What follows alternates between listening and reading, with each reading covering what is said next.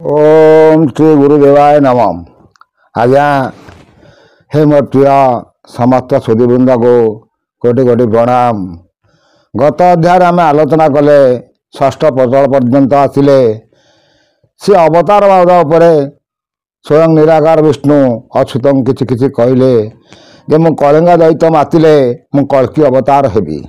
एमान तो सब कल्की अवतार नहीं विभिन्न कथा आलोचना करुचंती, किंतु कल्की पुरुष अभी भी अच्छी ता विषय कारि लोकंकर धारणा नथिबो। अच्युतंकर जन्म उपर समस्त कहउचंती, किंतु अच्युत अभी भी प्रेजेंट अछंती। कारण अच्युत जो लिखुथिले जो भावधारा तांकर चिंतना थिला से निराकार विष्णु को स्मरण करके जो ज्योतिमय पुरुष को देखिकी ताकु से लिखुथिले। तमन से भी भक्त रामदास को कहिचंती राम रे मु थिली राम थिली कृष्ण हेबी मु कलकी।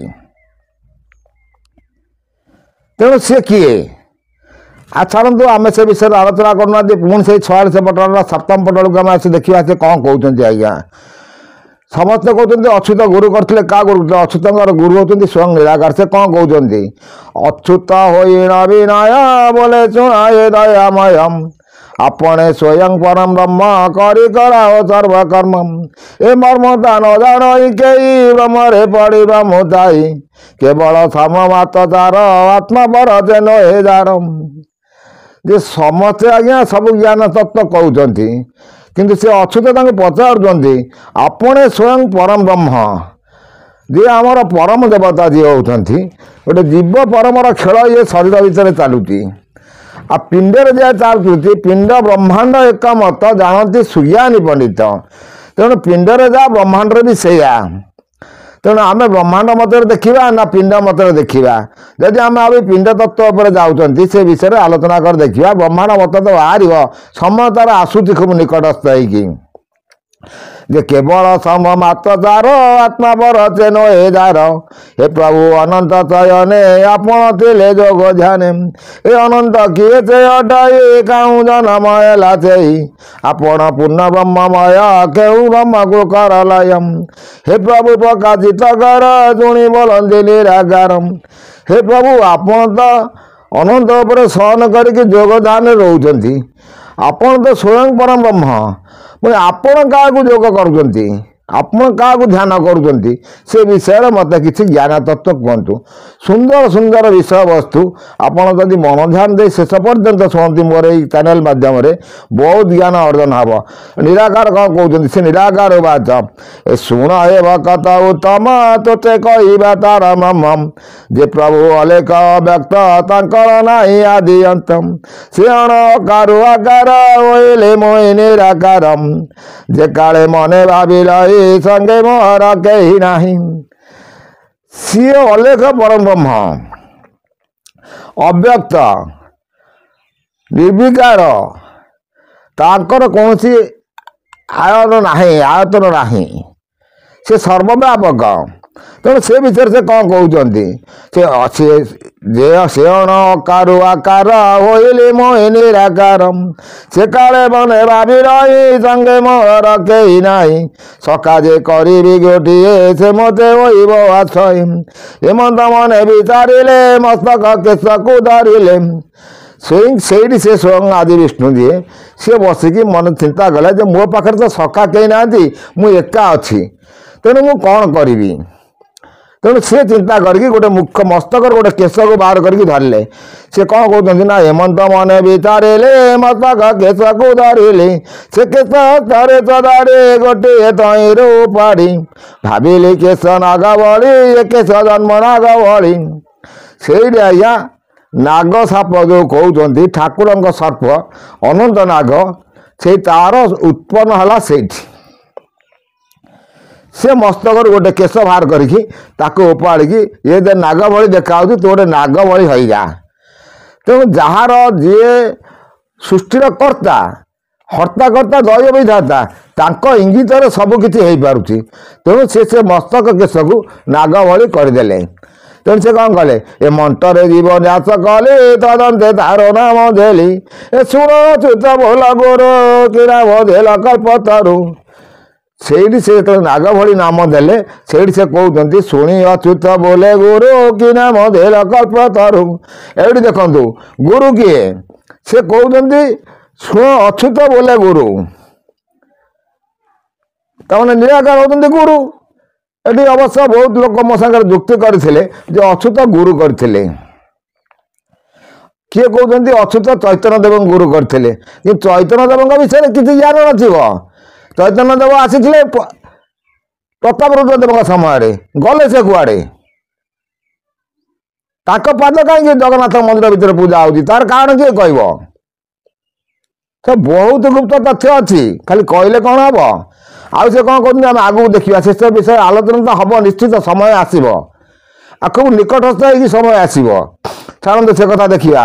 ପ୍ରଭୁ ବୋଲନ୍ତି କହେ ଶୁଣ ତା ନାମ ହଟାଇ ତୁ ଜାଣ, ସେ ନାଗ ବଡ଼ ବୁଦ୍ଧିମନ୍ତ କହୁଛି ତହିଁ ରବୁ ତାତମ, ତାଳଜ ମୁଣ୍ଡ ଏକଟାରେ କଲା ଯେ ମଣ୍ଡଳ ଆକାରେ, ପଦ୍ମକେଶର ପ୍ରାୟ ହୋଇ ସେଇ ମଣ୍ଡଳ ଚୋବା ପାଇ, ତାପରେ ମୋହି ଯୋଗାସନେ ରହିଲି ବ୍ରହ୍ମା ବ୍ରହ୍ମ ଧାରେ। ସିଏ ଯେଉଁ ସର୍ପ ମୁଁ ତିଆରି କଲି ସେ ମଣ୍ଡଳ ଆକାର ହେଇକି ରହିଲା, ତାର ଲାଞ୍ଜ ମୁଣ୍ଡ ଏକାଠି ଭଳି ହେଇକି ରହିଲା ପରେ ମୁଁ ତା ଉପରେ ବସିକି ଯୋଗଦାନରେ ରହିଲି। ଭଲ ସୁନ୍ଦର ସୁନ୍ଦର ତଥ୍ୟ ଆପଣମାନେ ଯଦି ମନ ଧ୍ୟାନ ଦେଇ ଶୁଣିବେ ବହୁତ କଥା ହବ। କେତେ ଲମ୍ବ? ଏ ଚାରି ଯୋଜନ ଲମ୍ବ ସେଇ ସେବେଳେ ସେବତେ କହି, ହେ ଦେବ ଦେବ ଭାବଗ୍ରାହୀ ଦ୍ୱାର ରକ୍ଷଣ କେହି ନାହିଁ, ମୋ ପରେ ଆରୋହିଲା ପ୍ରଭୁ ପ୍ରାନ୍ତରେ ଆଗ କର ସବୁ, ସୁର ଅସୁରେ ଯେ କପଟେ ଛାମଙ୍କୁ ଆସିବେ ଯେ ବେଠି, ତାଙ୍କର ଗତାଗତ ଭାବ କିଛି ତ ଜଣା ନ ପଡ଼ିବ, ଏତକୁ ଦ୍ୱାର ରକ୍ଷା କର ଜଣାଇ ଦେଲି ଚିତ୍ତ ମୁରମ। ସେଇଠି ସେ ସାପ ସେଉଠୁ ଠାକୁରଙ୍କୁ କହିଲା ପ୍ରଭୁ ହେ ଭାବଗ୍ରାହୀ। ଏ ଭାବଗ୍ରାହୀର ନାମ କାହିଁକି ହେଲା, ଠାକୁରଙ୍କୁ ଭାବଗ୍ରାହୀ କାହିଁକି କୁହାଯାଏ, ତାର ସବୁ ନାମକରଣ ଉପରେ ମୁଁ ସର୍ଟ ଭିଡ଼ିଓ କରିଥାଉଛି, ଆପଣମାନେ ବି ଦେଖିପାରିବେ, ବହୁତ ଜ୍ଞାନ ଅର୍ଜନ ହେବ।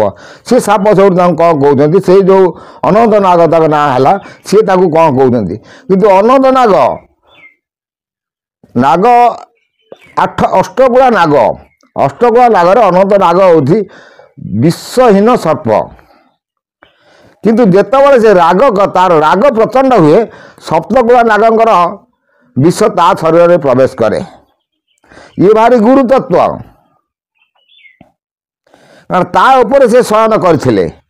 ସେଇ ଅନନ୍ତ ନାଗ କେତେବେଳେ ଆସିଥିଲା ନା ଯେତେବେଳେ ଭଗବାନ କୃଷ୍ଣ ଅବତାର ହେବା ପାଇଁ ଆସିଲେ, ସେଇ ମହାବ୍ରହ୍ମ ଯେତେବେଳେ ଭଗବାନ କୃଷ୍ଣଙ୍କର ଅବତାର ହେବାକୁ ଆସିଲେ, ବସୁଦେବ ତାଙ୍କୁ ଯମୁନା ନଈ ପାର କରିବା ପାଇଁ ଯାଉଥିଲେ, ସେତେବେଳେ ଯମୁନା ଉଛୁଳି ପଡ଼ିଥିଲା, ବର୍ଷା ହେଉଥିଲା, ଠାକୁରଙ୍କ ଉପରେ ବର୍ଷା ଜଳ ପଡ଼ିବ ବୋଲି ସିଏ ଅନନ୍ତ ନାଗ ଗୋଟେ ସେକେଣ୍ଡରେ ସେ ଆସିକି ଠାକୁରଙ୍କୁ କଭର କରି ନେଇକି ନଦୀ ପାର କରିକି ଆସିଲା।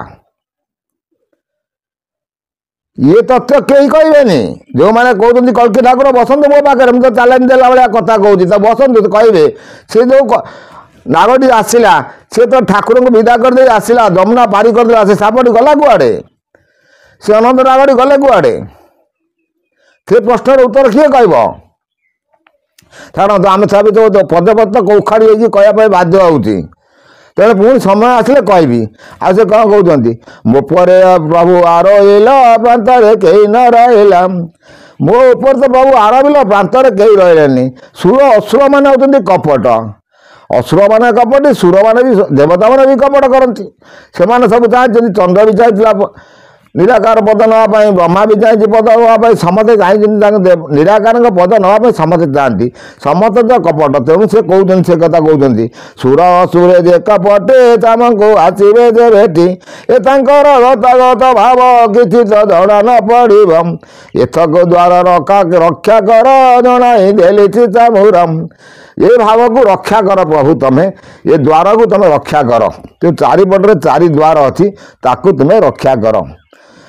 ସିନାଗ ବଚନ ଶୁଣିଲେ ମନରେ ଆନନ୍ଦ ହୋଇଲି, ଏ ଜାନୁର ରୋମେ କହୁ ପାଡ଼େ ଜୀବନ ଦେଲି ମନ୍ତ୍ର ପଢ଼ି, ବୋଇଲି ବୃକ୍ଷେ ଗତ ପଶ୍ଚିମ ଦ୍ୱାର ଜଗିତା। ଦେଖନ୍ତୁ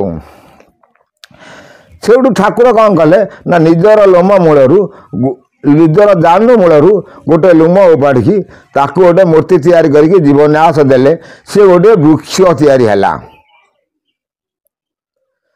ତେଣୁ ଇଏ ଗୋଟେ ପ୍ରଶ୍ନବାଚକ ପ୍ରଶ୍ନ। କ'ଣ ପ୍ରଶ୍ନ ଆଜ୍ଞା? ନା ସମସ୍ତେ କହୁଛନ୍ତି ଆଗ ମଞ୍ଜି ତାପରେ ଗଛ, କିନ୍ତୁ ନାଇଁ ପ୍ରଥମ ବୃକ୍ଷ ଠାକୁର ତିଆରି କଲେ ତାଙ୍କ ନିଜ ଦାନୁରୁ ବାହାର କରିକି ସିଏ ତିଆରି କଲେ।